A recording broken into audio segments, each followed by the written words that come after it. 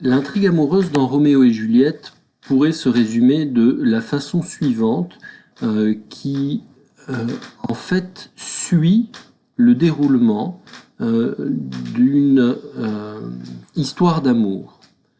Dans le premier acte, on commence par la rencontre des amants. Dans le deuxième acte, se produit leur mariage. Dans le troisième acte, leur nuit de noces et hélas leur séparation. Le quatrième acte est consacré aux préparations des retrouvailles et on finit par la mort des amants. Donc vous voyez une ligne qui va de la rencontre jusqu'à la mort en passant par l'union et la séparation. Développement complet et pour le coup l'idée d'intrigue complète aristotélicienne avec un début, un milieu et une fin semble tout à fait bien illustré ici, si ce n'est qu'on a un petit rebondissement puisque on a une première séparation, une tentative de retrouvailles et une séparation définitive, si on veut, dans la mort. Mais à part ce rebondissement, si vous voulez, on est bien dans une logique d'organisation organique de la relation amoureuse entre Roméo et Juliette. Alors, cette intrigue amoureuse, on peut en voir le développement de façon plus précise et rentrer dans le détail de ce qui se passe dans chaque acte et vous allez constater qu'on retrouve en fait ce mouvement pendulaire de rapprochement-éloignement. Donc qui fait que Roméo et Juliette sont en permanence comme attirés puis repoussés l'un vers l'autre. Donc dans le premier acte, l'acte s'ouvre sur une alternance de présence en scène de l'un et l'autre personnage. Si on laisse de côté l'intrigue politique dont on a vu qu'elle ouvrait la pièce. Première scène Roméo, deuxième scène Juliette, puis Roméo, troisième scène Juliette, quatrième scène Roméo, et enfin cinquième scène Roméo et Juliette. Alors, vous le voyez, en fait, les premières scènes s'ouvrent, je l'ai marqué avec des personnages disponibles, dont la disponibilité à l'amour est marquée explicitement. Alors, dans le cas de Roméo, il est disponible sans le savoir, puisqu'il pense être amoureux définitivement de Rosaline et de ne pouvoir aimer personne d'autre. Mais son ami Benvolio lui dit, c'est à l'acte 1, scène 1, page 37, en rendant à tes yeux leur liberté, reconnais la beauté d'autres créatures. Et donc de ce point de vue-là, Roméo est disponible à la rencontre d'une nouvelle femme à aimer. Et de la même façon, c'est dans la scène 3, Juliette, sa mère lui dit, ce soir, vous le verrez à notre fête, lisez le livre de son visage. Donc il s'agit d'une invitation à tomber amoureuse ou à voir la possibilité de tomber amoureuse de Paris, mais en fait on voit bien que cette disponibilité à l'amour va se diriger vers Roméo. Dans l'acte 2, on va retrouver ce mouvement d'alternance avec une première scène dans laquelle Roméo est seul, se sépare de ses amis, une deuxième scène où Roméo et Juliette se trouvent ensemble, puis Roméo dans la scène 3 et la scène 4, Juliette dans la scène 5, et enfin Roméo et Juliette qui arrivent au mariage dans la scène 6. Et au fond, j'ai distingué ici les deux actes parce que ça paraît logique par rapport à l'organisation scénique de la pièce, mais il faudrait parler d'une organisation qui est une organisation globale sur ces deux actes, qui joue donc comme une pulsation cardiaque de l'éloignement et du rapprochement.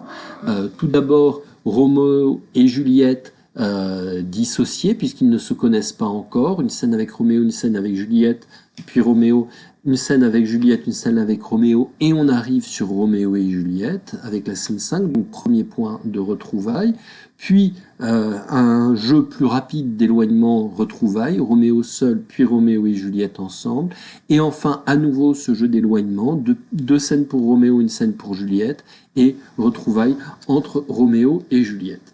Vous voyez que ce que je vous avais dit sur le fait que l'intrigue politique jouait un rôle finalement très éloigné par rapport au développement de l'intrigue amoureuse se retrouve ici, puisque on a une seule intervention forte de la réalité politique, de la violence politique dans ces deux actes. C'est l'intervention de Tybalt au moment de la rencontre. On en a parlé de façon approfondie quand nous avons étudié la rencontre entre les deux personnages, donc dans la scène 5, et une toute petite intervention qui plane en fait sur l'union entre les deux personnages dans la scène du balcon, avec la formule célèbre "Pourquoi es-tu Roméo?" et toute l'interrogation de Juliette et de Roméo sur leur identification à leur famille. Mais à part ça, en fait, il n'y a pas d'éléments politiques qui interviennent de façon forte dans ces deux actes. Ce qui n'est pas le cas dans les actes suivants. Donc on retrouve à partir de l'acte 3 cette logique de dissociation et de rapprochement. La scène 1 concerne seulement Roméo, au moment où il va être mené au duel avec Tybalt. La scène 2 seulement Juliette. D'abord son attente de la nuit de noces, j'y reviendrai, c'est une scène importante je trouve, puis le moment où elle est mise au courant de l'événement, donc avec un léger déchirement, mais on verra qu'il n'est pas très important. Scène 3, retour à Roméo, son désespoir, puis il est rassuré sur l'amour de Juliette. Scène 4, Juliette seule. Et enfin, on retrouve Roméo et Juliette dans la scène 5, au moment où ils se disent pour la dernière fois, et c'est la dernière fois définitivement, adieu après leur nuit de noces. Après quoi Juliette se retrouve seule. Ce mouvement, donc dans cet acte, vous le voyez, l'intervention de l'intrigue politique est beaucoup plus forte, beaucoup plus importante que dans les deux premiers actes. Elle se fait au moment où se déroulent les deux duels, celui entre Tybalt et Mercutio, et puis celui entre Roméo et Tybalt. Pour Juliette, au moment où elle apprend la mort de Tybalt, elle craint la mort de Roméo et elle apprend la mort de Tybalt, et enfin dans le fait que Roméo et Juliette soient obligés, à cause de l'exil décidé par le prince, de se séparer. Vous voyez que quand on passe à l'acte 4,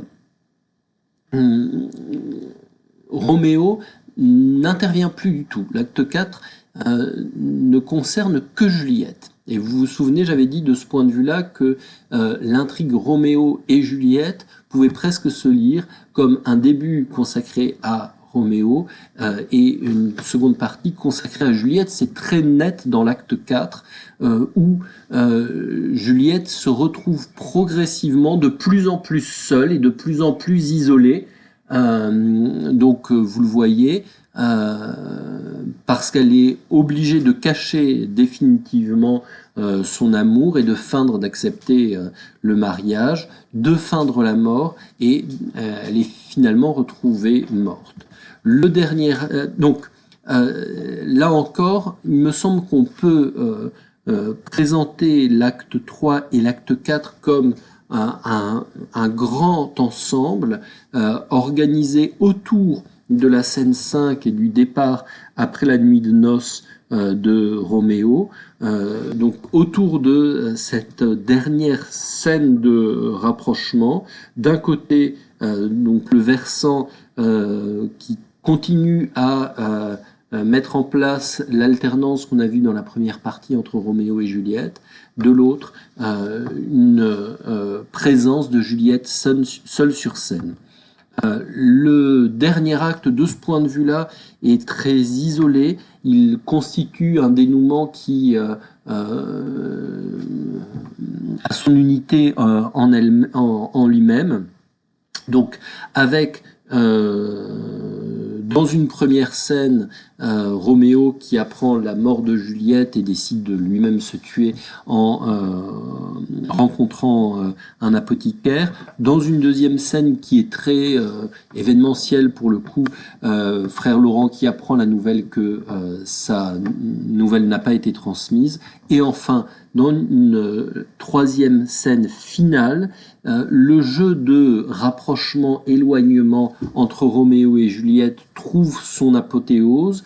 Les deux personnages sont à la fois tout à fait rapprochés, puisqu'ils sont dans les bras l'un de l'autre pratiquement en permanence dans la scène, mais en même temps tout à fait éloignés, puisque dans la version Shakespeare, on a dit que ce n'était pas le cas dans toutes les versions, Roméo et Juliette ne se revoient pas. Littéralement, ne se reparlent pas, ou ne se revoient que morts, ou ne se parlent que morts, l'un et l'autre morts. Donc, vous voyez, on suit la logique qui est la logique de configuration globale de cette intrigue amoureuse, qui est une configuration de rapprochement-éloignement, et qui trouve sa conclusion absolument déchirante, absolument tragique, dans cette idée très étonnante d'une coprésence, mais sans aucune conscience de cette coprésence. Ils sont ensemble, mais ils ne le savent à aucun moment, puisque Juliette dort quand Roméo parle, et quand Juliette est réveillée, Roméo est mort.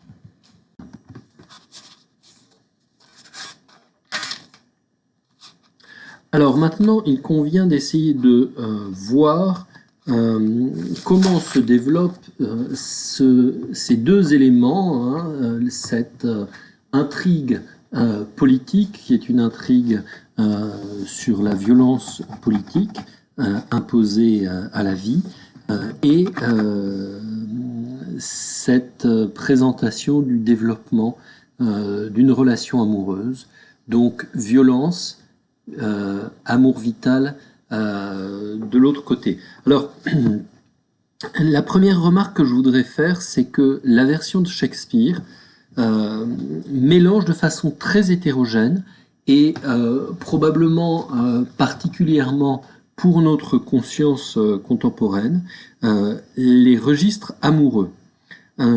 C'est probablement une caractéristique de la culture de la Renaissance. Il y a un livre ancien déjà, mais célèbre, sur cette association contradictoire et paradoxale dans la Renaissance, un livre de Lucien Febvre, Amour sacré, amour profane, qui met en avant cette idée qu'il y aurait d'une coexistence très forte des différents degrés, des différentes registres de représentation de l'amour à la Renaissance, et on en a effectivement de nombreux exemples dans la pièce de Shakespeare, donc dans la version de Shakespeare.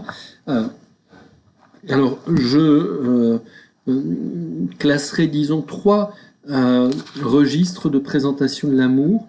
Le premier, qui est en fait le premier qui intervient, j'y reviendrai, qui est le registre grivois. C'est très frappant dans la version de Shakespeare.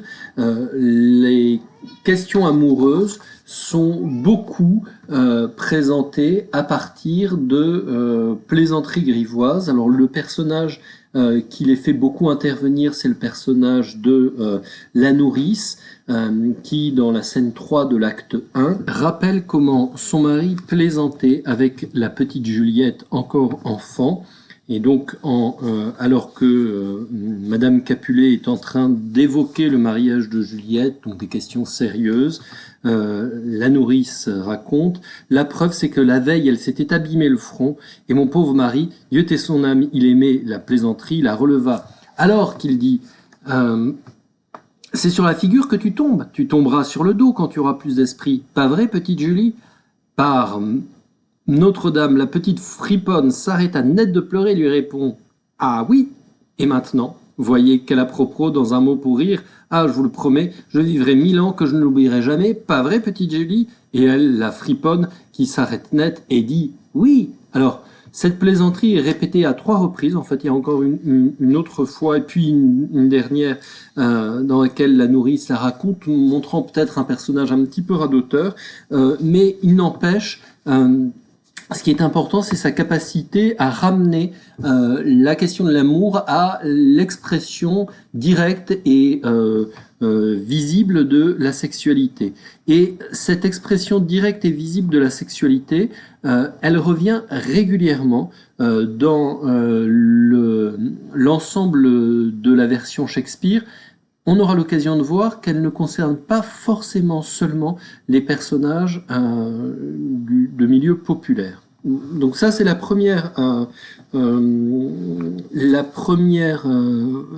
premier registre qui est utilisé pour désigner les questions d'amour.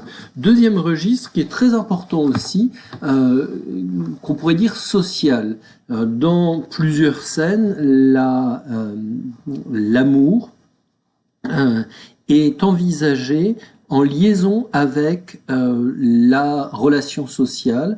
Alors bien sûr autour du mariage, mais de façon plus générale autour du bon fonctionnement de la société. En l'occurrence, quand Roméo vient apprendre à frère Laurent son amour pour Juliette, il entend le favoriser, d'abord parce qu'il veut faire du bien à Roméo, mais surtout, d'abord et avant tout, parce qu'il y voit une possibilité de réconcilier les deux familles. Et donc il en fait quelque chose qui est une forme de préoccupation du bon fonctionnement de la société. Cette liaison des questions amoureuses au bon fonctionnement de la société, on la retrouve de façon très profonde dans plusieurs remarques des personnages, et une en particulier assez étonnante, qui est celle de Capulet, Monsieur Capulet, au moment où Paris vient lui demander la main de Juliette. Ça se trouve à la page 39 de l'édition Folio de la traduction d'Yves Bonnefoy. Donc c'est au début de la deuxième scène de l'acte 1. Donc Paris lui disant « Quelle est votre réponse à ma requête ?» Et Capulet répond de façon très sensible « Je ne puis que vous répéter que mon enfant est encore étrangère à la vie du monde. Elle n'a pas franchi le cap de ses 14 ans. Laissons encore deux étés se racornir Laissons encore 2 étés se racornir dans leur gloire avant de décider qu'elle est mûre pour le mariage. » Paris note « De plus jeunes ont fait d'heureuses mères déjà. » Capulet, et si vite fanée, ces mères trop jeunes. La terre a englouti tous mes espoirs, sauf elle, dont j'attends qu'elle hérite mes biens. Quand on sait que dans la scène qui suit, Lady Capulet apprend à Juliette que à son âge elle était déjà mariée, on peut concevoir cette remarque de Capulet comme une remarque qui concerne son propre couple, en tout cas sa conscience de l'âge qui a frappé prématurément sa femme du fait d'un mariage précoce. En tout cas, on peut y voir une conscience sociale et politique particulièrement marquante et intéressante pour ce XVIe siècle. L'idée que des mariages qui ont lieu trop tôt ruinent les jeunes femmes. Donc, cette préoccupation sociale qui s'atténue un tout petit peu au fur et à mesure qu'avance l'intrigue, il faut quand même la voir au second plan, et elle organise en partie cette réflexion sur l'amour qu'est Roméo et Juliette. Enfin, troisième et dernier registre, qui est certainement celui qui est utilisé de la façon la plus forte et de la façon la plus courante, c'est le registre qu'on pourrait dire courtois ou de lyrisme amoureux, qui renvoie à la tradition de la poésie amoureuse renaissante. Cette tradition, elle intervient de façon très forte, j'en avais parlé dans les premières apparitions de Roméo, qui est certainement portraituré en jeune homme mélancolique qui se complaît dans l'utilisation des métaphores topiques de la lyrique amoureuse de la Renaissance et de la courtoisie. Donc c'est une de ses premières répliques quand il est en train de parler à Benvolio dans la scène 1 de l'acte 1. Euh, il parle donc de celle qu'il aime. Celle-là ne sera pas touchée par les flèches du dieu d'amour. La de Diane, l'âme sage, est défendue par sa cuirasse impénétrable, la chasteté. Elle vit sans souffrir des traits débiles de l'enfant Cupidon. Les mots d'amour, elle se dérobe à leur siège. Les regards meurtriers, elle en repousse l'assaut. L'or qui vaincrait une sainte, elle lui ferme son sein. Oh, elle est riche de sa beauté, bien que pauvre, c'est vrai, puisque sa mort, tout son bien, périra avec sa beauté. Donc vous le voyez ici, ce passage multiplie les topoïs de la poésie amoureuse renaissante, utilisant des éléments qui sont des éléments de mythologie, avec Diane, Cupidon, une métaphore guerrière pour désigner l'amour, hein, les regards meurtriers, elle en repousse l'assaut, les mots d'amour, elle se dérobe à leur siège, une multiplication aussi des périphrases pour désigner l'amour et des métaphores, les traits débiles de l'enfant Cupidon, la cuirasse impénétrable qui est la chasteté, enfin multiplication des adunata, donc des impossibles, qui présentent la tension entre le désir d'amour et l'impossibilité de l'accomplir. Elle est riche de sa beauté, bien que pauvre, c'est vrai, puisqu'à sa mort, tout son bien périra avec sa beauté. Cet usage des topoïs de la poésie amoureuse Renaissance, on va les retrouver de façon récurrente, utilisée sans cesse. On l'a vu notamment au moment de la rencontre entre Roméo et Juliette, quand il la voit apparaître. Vous vous souvenez, il multiplie, ça se trouve à la page 60 de l'édition Folio, si vous voulez vous y reporter, il multiplie les comparaisons pour faire ressortir la beauté de Juliette au sein de la nuit. Hein. On dirait qu'elle pend à la joue de la nuit comme un riche joyau à une oreille éthiopienne, beauté trop riche pour l'usage et trop précieuse pour cette terre, telle une colombe de neige dans un vol de corneille, telle là-bas et parmi ses amis, cette jeune dame. Voilà. Donc, cette veine de la poésie lyrique se développe de façon très forte et très régulière dans les grands passages de rencontres entre Roméo et Juliette. C'est le cas bien sûr de la scène du balcon qui mériterait une étude indépendante, mais c'est le cas de façon générale dans toute la relation entre Roméo et Juliette. Et Roméo, quand il vient sur le lit de mort de Juliette dans la dernière scène de l'acte 5, prononce une déploration que nous avons étudiée là aussi, qui multiplie les métaphores et qui chante la beauté de Juliette, quoique morte, selon ces termes de l'impossible et du contradictoire, de l'oxymorique qui sont caractéristiques de cette poésie de la Renaissance. Alors, on pourrait avoir l'impression, en disant les choses de cette façon-là, qu'on s'élève progressivement vers une conception de l'amour éthéré qui serait celle de la poésie de la Renaissance, partant des préoccupations terrestres et sociales de l'amour qui sont portées par les Capulet, les Montaigu, la famille, la société, passant par le grotesque de l'amour grivois qui est incarné par les personnages populaires, et donc on s'en éloignerait en allant vers une description idéale de l'amour au centre du couple des amants. Ce serait se tromper lourdement. Ce qui est particulièrement intéressant et particulièrement fort dans l'écriture de l'amour dans Roméo et Juliette, c'est qu'il est ramené régulièrement, et il est ramené régulièrement en particulier par Juliette, à des préoccupations qui sont des préoccupations terrestres, on peut le dire, directement sexuelles. L'exemple par excellence de ce retour aux préoccupations terre à terre. C'est la fin de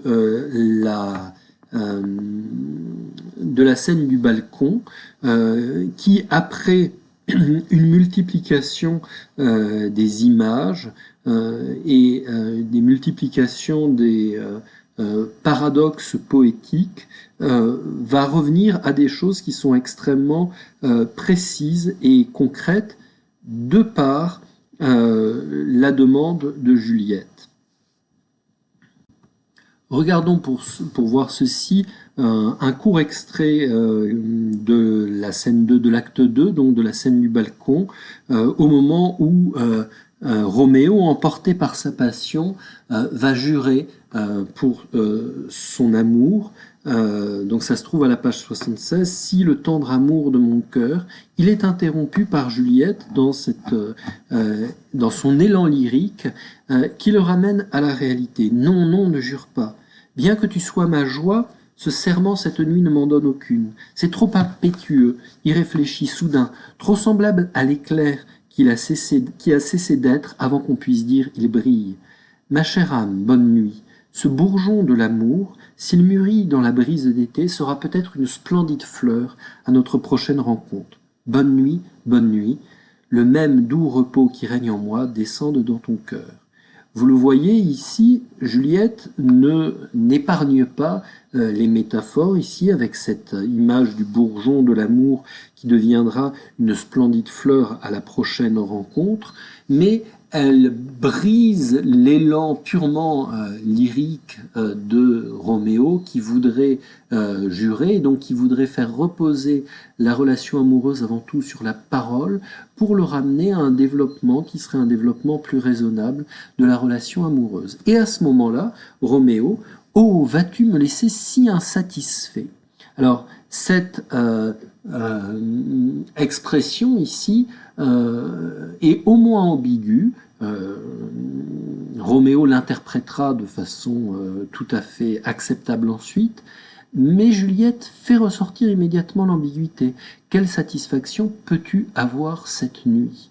Dans cette question, quelle satisfaction peux-tu avoir cette nuit, Juliette dit très explicitement à Roméo, tu ne penses pas quand même qu'on va coucher dès le premier soir, hein? C'est exactement ça qu'elle est en train de lui dire, ce à quoi Roméo va répondre en ramenant les choses dans le registre de la courtoisie, l'échange de nos vœux de fidèle amour, etc.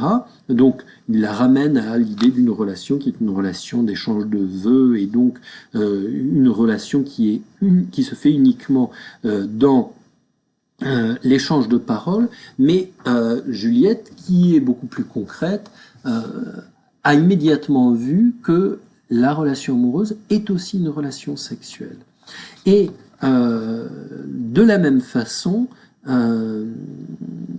c'est ce qu'elle va faire ressortir encore avant leur nuit de noces.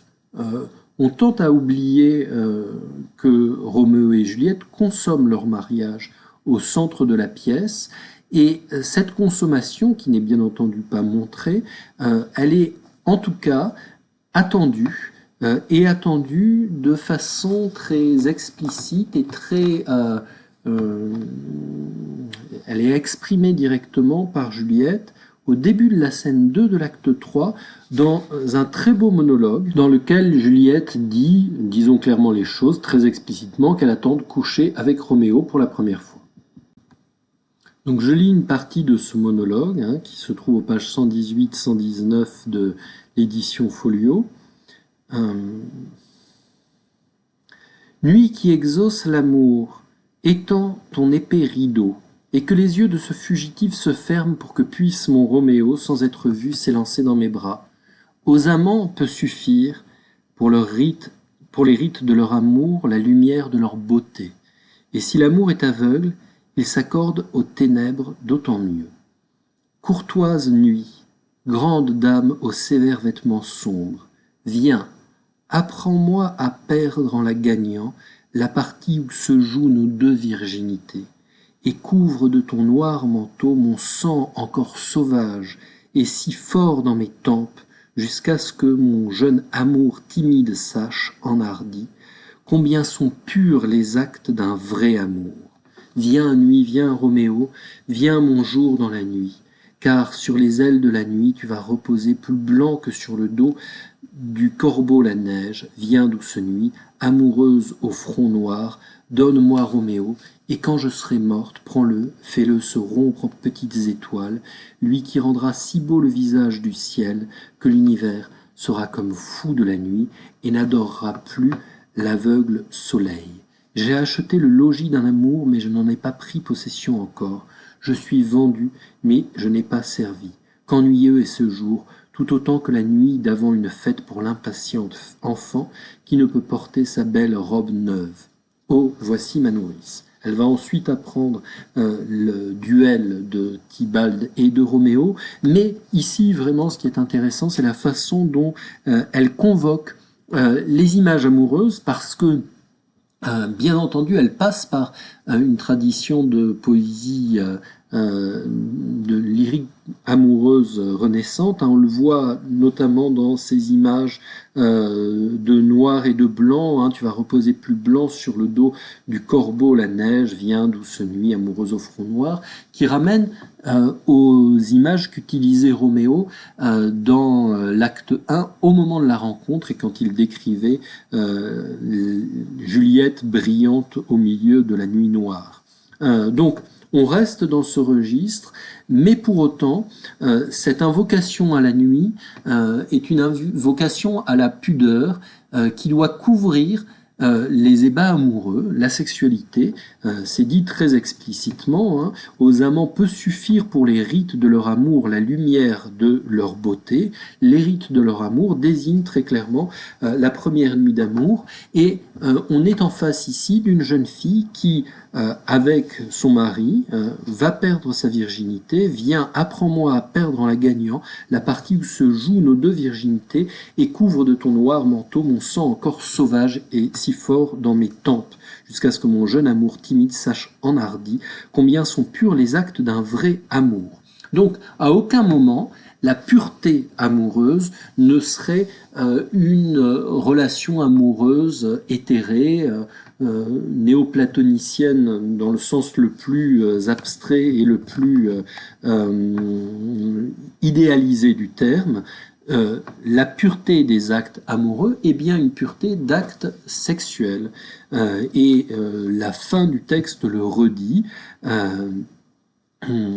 avec cette métaphore de la maison achetée.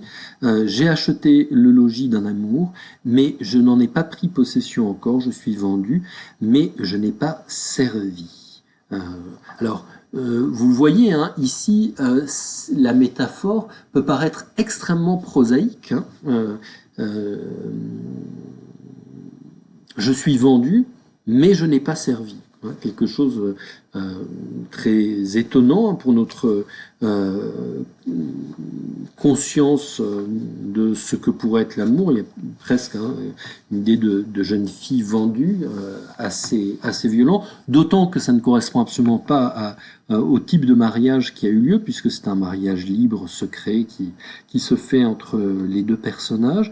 Ce qui me semble vraiment très important, c'est cette façon, au seuil de la première nuit d'amour, d'affirmer son caractère très concret, sensuel, sexuel, d'autant que on retrouve les deux amants juste après cette nuit de noces, cette première nuit d'amour. C'est le début de la scène 5 qui s'ouvre vraiment in medias res, et cette ouverture in medias res est extrêmement importante. Les premiers mots de Juliette, « Veux-tu partir, ce n'est pas encore le jour », s'adressent à un amant qui quitte le lit après qu'il a servi à ces rites amoureux qu'évoquait Juliette dans la scène 2 de l'acte 3, pour les rites de leur amour. Donc, le passage par la sexualité est tout à fait présent, même si il est bien entendu mis en hors scène, et il s'inclut dans le développement de l'amour. Et donc, quand dans la scène 5 de l'acte 3, qui est la dernière rencontre entre les personnages sur scène, le dernier moment où ils se parlent avant de se quitter, le développement, la reprise des images amoureuses, notamment avec cette très belle discussion de Juliette autour du rossignol et de l'alouette, hein, Juliette demandant d'abord à Roméo de rester puisque c'est le rossignol qui a chanté et non l'alouette, et puis prenant conscience que c'est bien l'alouette qui chante et donc que le matin est très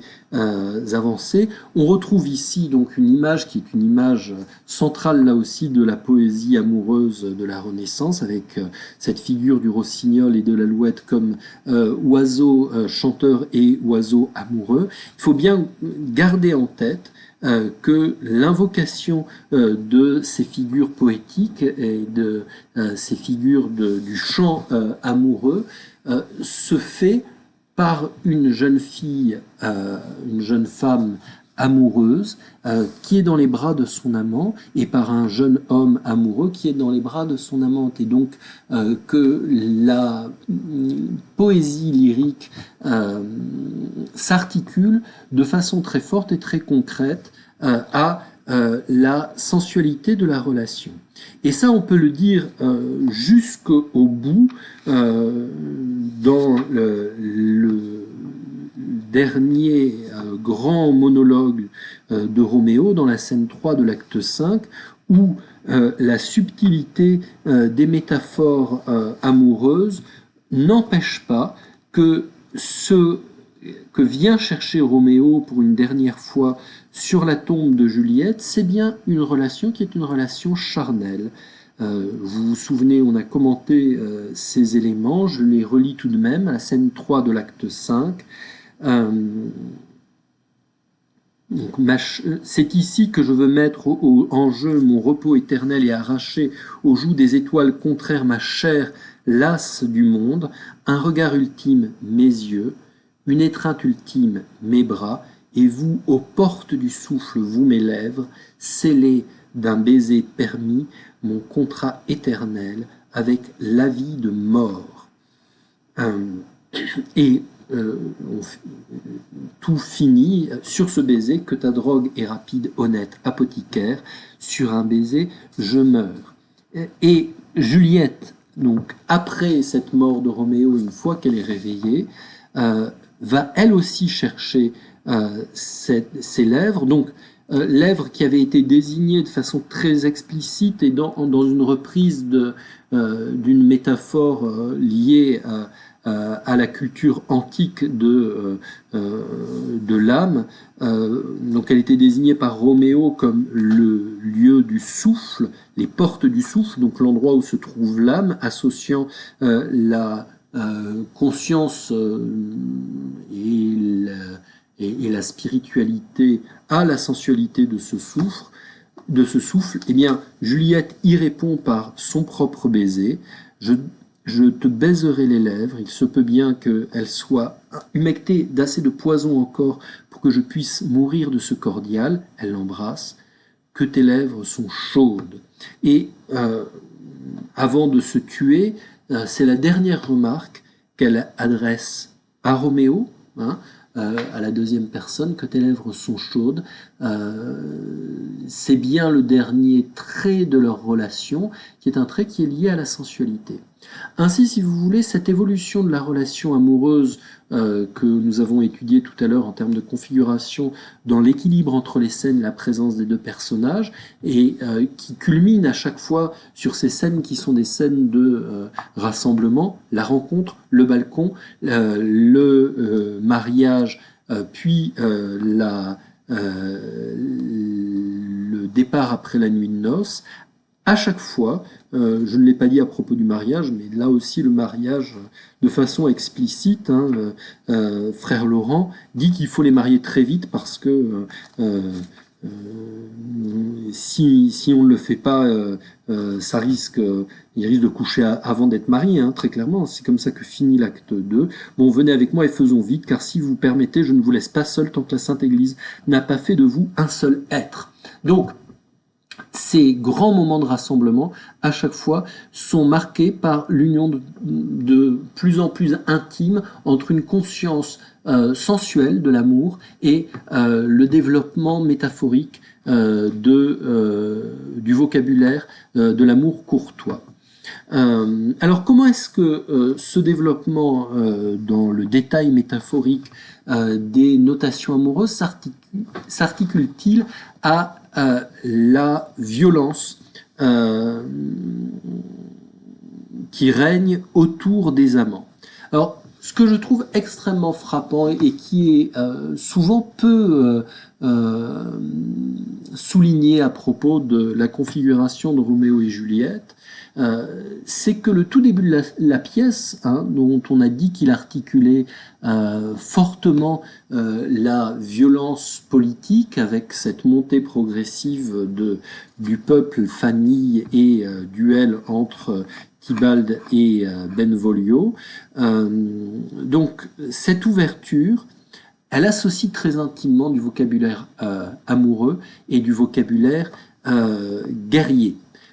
Et elle associe ce vocabulaire amoureux et ce vocabulaire guerrier autour d'un registre qui est un registre grivois, c'est évident, parce que Samson et Grégoire sont des personnages du peuple, mais la multiplication de ces éléments grivois n'est pas juste là pour faire une suite de bons mots amusants, mais bien pour montrer à quel point une société de la violence, une société en guerre, ou en guerre civile on peut le dire, mais une société dans laquelle règne la guerre, c'est une société de la violence sexuelle.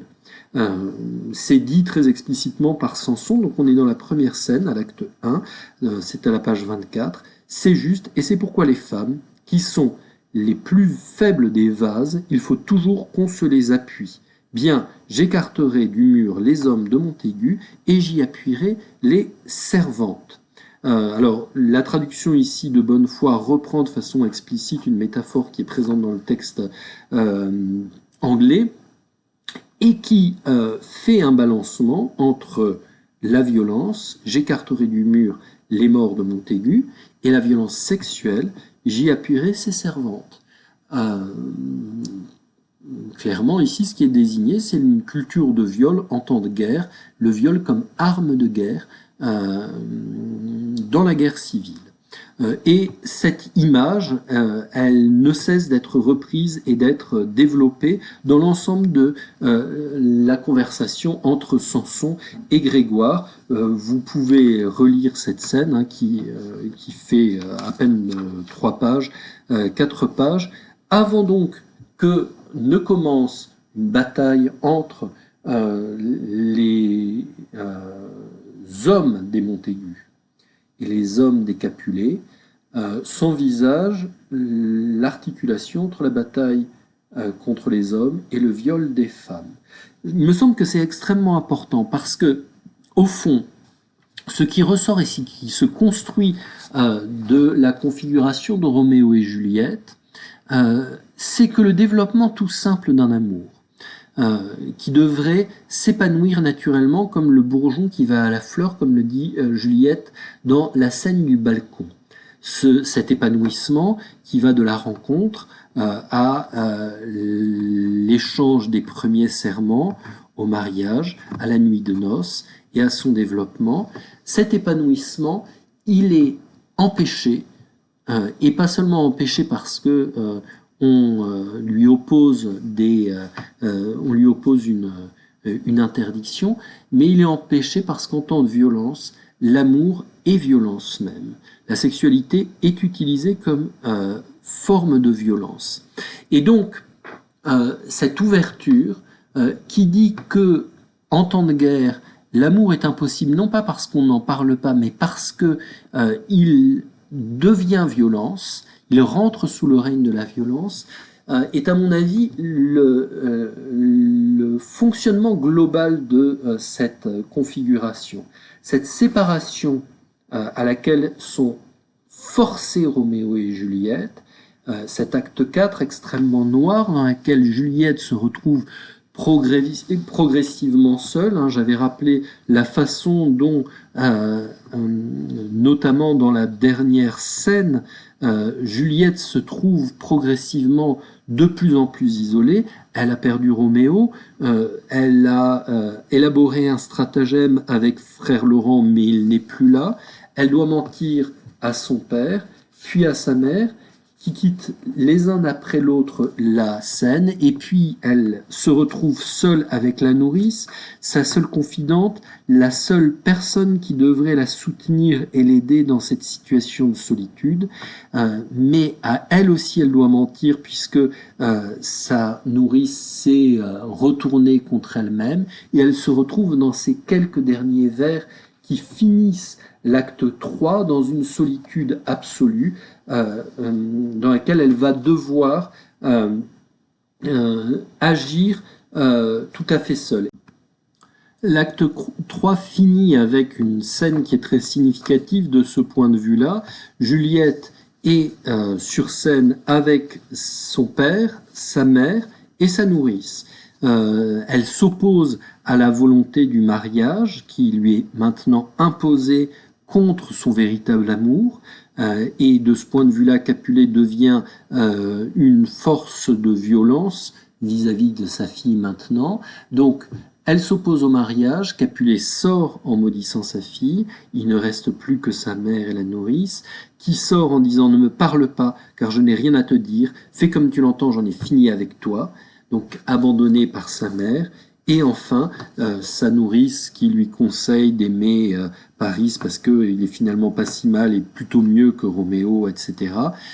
Elle se retrouve donc absolument seule. Elle est amenée à mentir à sa nourrice. « Eh bien, tu m'as merveilleusement consolée.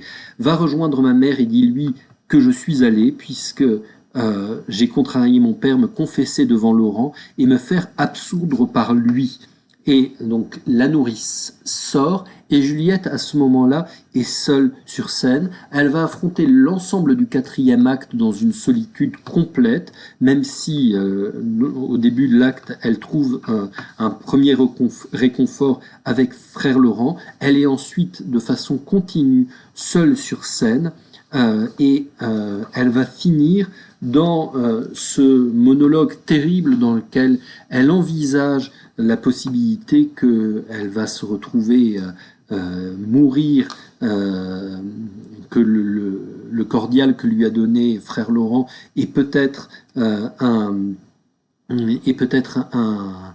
poison, et donc elle associe à son corps les images de la mort qui va arriver. Donc on voit comment est-ce qu'elle plonge dans une solitude mortifère qui s'impose à elle de façon définitive. Donc on voit comment ce que racontent Roméo et Juliette, c'est comment la vitalité de deux êtres qui devraient s'unir se retrouve broyée par la violence, violence guerrière, qui n'est pas juste, il ne s'agit pas juste à mon avis d'un empêchement lié aux familles, une tragédie de destin contraire, etc.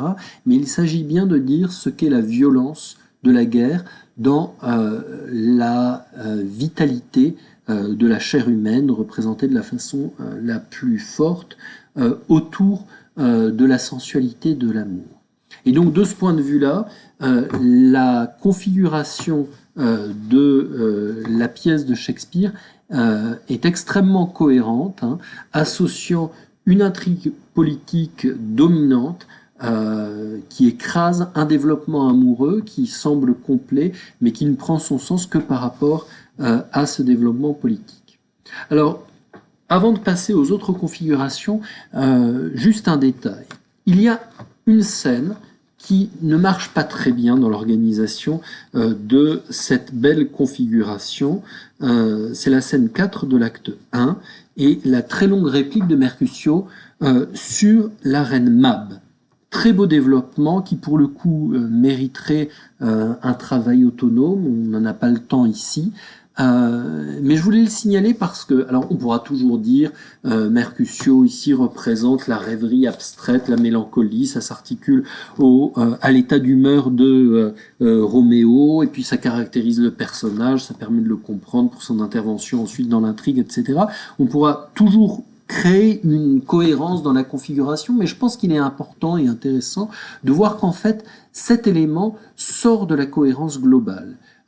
C'est un élément qui est en rupture avec l'ensemble de la construction, peut-être parce que il apporte une sorte de position réflexive par rapport à la création artistique telle qu'elle est mise en œuvre dans Roméo et Juliette. Mais je trouve que ce côté moment détaché est très important. On pourrait, si on en avait le temps, voir comment cet épisode rentre de façon autonome dans un jeu de variation entre les différentes versions. C'est le cas de façon très visible, notamment chez Berlioz, qui en fait quelque chose de très frappant. C'est le cas aussi dans le manga que nous avons étudié, où c'est pratiquement le seul moment extrêmement réussi de ce manga. Cet épisode vaut, et on pourrait le voir aussi dans le film de Zeffirelli, où la scène est absolument extraordinaire, vraiment une des plus belles scènes de l'ensemble du corpus. Cet épisode se détache de façon très inattendue. Il y a quelque chose qui, de ce point de vue-là, brise la continuité de la configuration, et on ne le retrouve pas dans toutes les versions. Je le redirai, mais dans la musique de Prokofiev, par exemple, il n'y a rien qui corresponde à ce moment de rupture dans la continuité. Voilà. Mais si on laisse entre parenthèses cet épisode, il y a une vraie configuration, au sens que je donnais au départ à ce terme. Il y a une vraie configuration de l'intrigue dans la version de Shakespeare. Maintenant, nous allons essayer de voir et de comprendre comment est-ce que nous pouvons confronter cette configuration à d'autres configurations et comment est-ce qu'elle s'articule ou pas dans une configuration globale.